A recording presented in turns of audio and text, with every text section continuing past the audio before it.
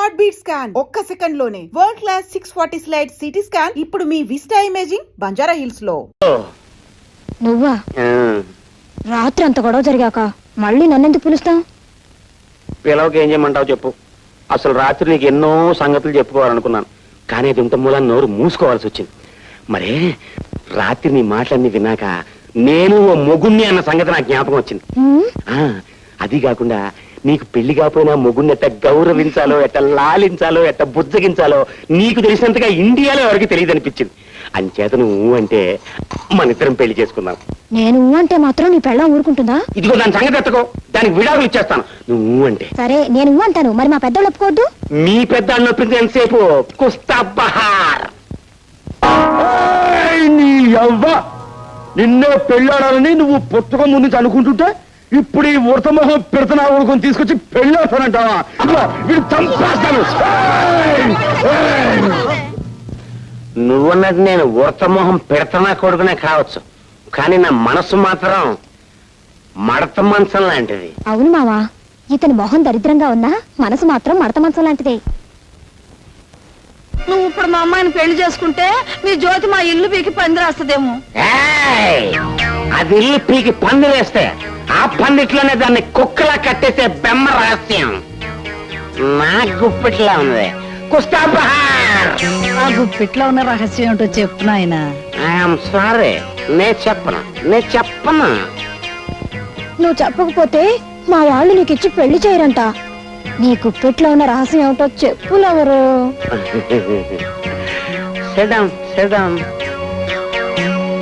జాగ్రత్తగానండి చూడండి, నువ్వు కూడా జాగ్రత్తగా చెప్పు.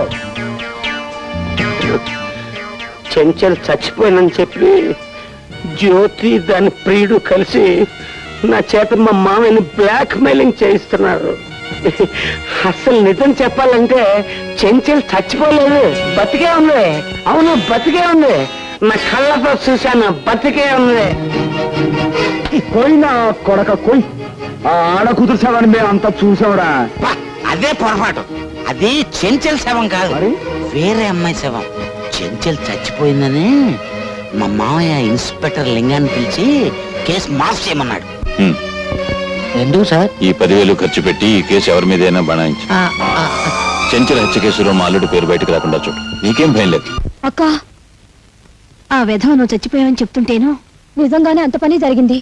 ఓ కుర్రాడు రక్షించడం వల్ల బతికి బయటపడ్డాను. చెంచలా, నువ్వు నిజంగా చచ్చిపోయావనుకుని నీ హత్య రహస్యాన్ని అడ్డుపెట్టుకుని మా మామని బ్లాక్మెయిల్ చేస్తని బ్రహ్మాండమైన ఐడియా ఇచ్చా. ఎస్పీ లెవెల్లో ఉన్న ఒక పెద్దవాడు మన చేతికి చిక్కే ఆపర్చునిటీ మనం వదలకూడదు. అంటే అదే మాదిరిగా ఉన్న ఒక పిల్లని ఆనవాళ్ళు తెలియకుండా ముఖమంతా చెక్కి పడేసి అదే బ్యాగ్ లో పెట్టి నదిలో పారేస్తే చెంచల శవం అనేగా పోలీసులు అనుకుంటారు. నిజమే, కానీ మన అడ్జస్ట్మెంట్ కోసమని చావటానికి సిద్ధమయ్యే ఆడకూతురు ఎక్కడ దొరుకుతుంది?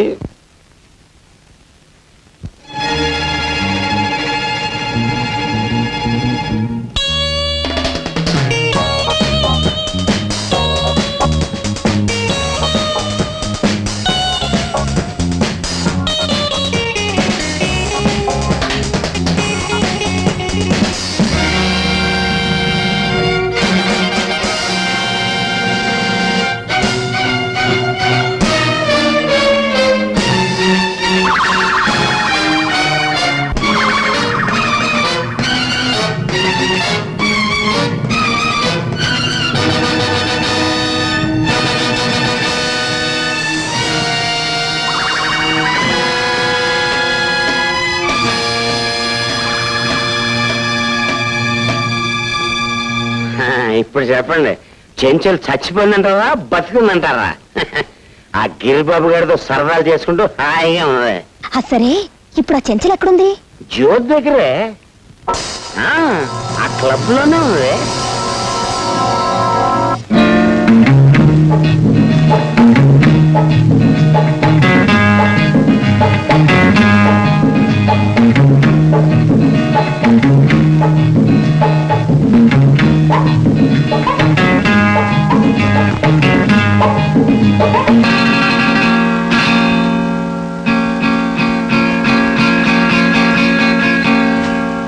చెంచల్ చచ్చిపోలేదు, బతికే ఉంది.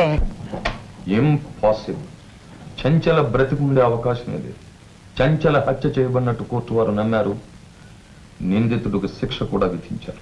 ఈ టేప్ రికార్డులో వాడి మాటలు ఎవరో తాగుమతి మాటలే ఉన్నాయి. అంచేత ఈ మాట అసలేనమ్మా. లేదు సార్, చెంచల బతికే ఉంది. నా ప్రాణాలకు తెగించారా సరే ఆవిడ మీ ముందు హాజరుపరుస్తాను. మా బావని నిర్దోషం నిరూపించుకుంటాను. ఐడియా చూస్తే అగ్రే ఉంది, కానీ తమరెక్కడి నుంచి కదలడానికి వీలు లేదు. సార్ మాట్లాడు.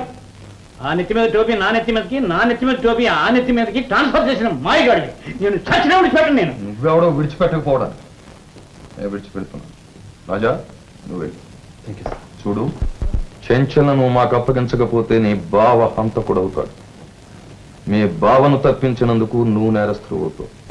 మీ ఇద్దరు నా చేతి నుంచి మాత్రం తప్పించుకోలేరు. గుర్తుంచు.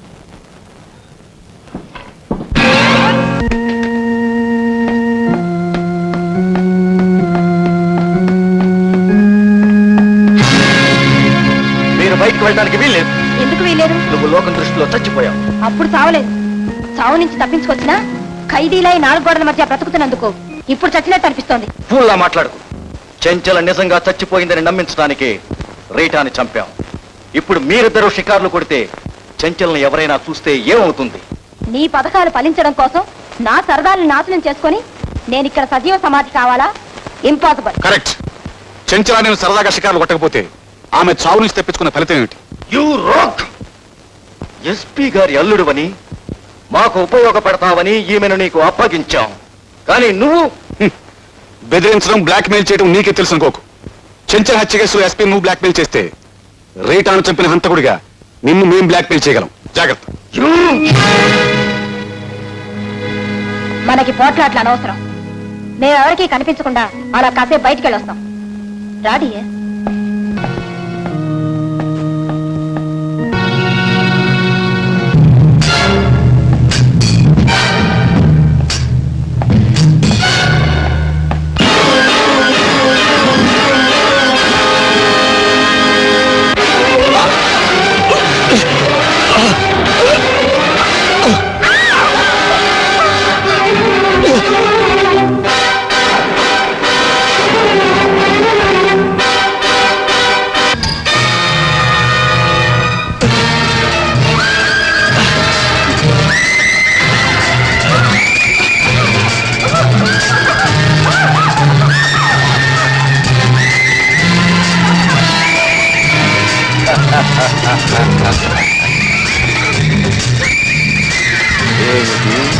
షికార్లు కొడతారా?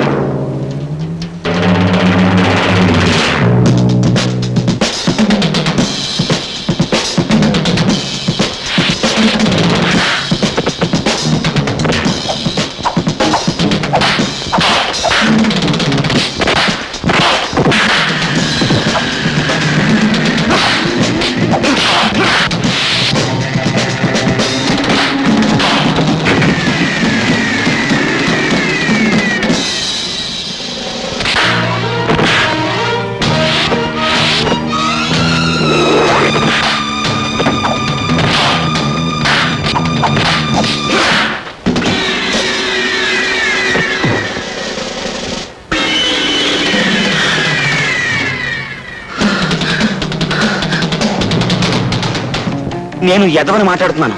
ఏం లేదు, జీవితంలో మొట్టమొదటిసారిగా ఓ మంచి పని చేద్దామని ఫోన్ చేశాను. మీ ఆయన ఇక్కడ చాలా ఆపదలో ఉన్నాడు.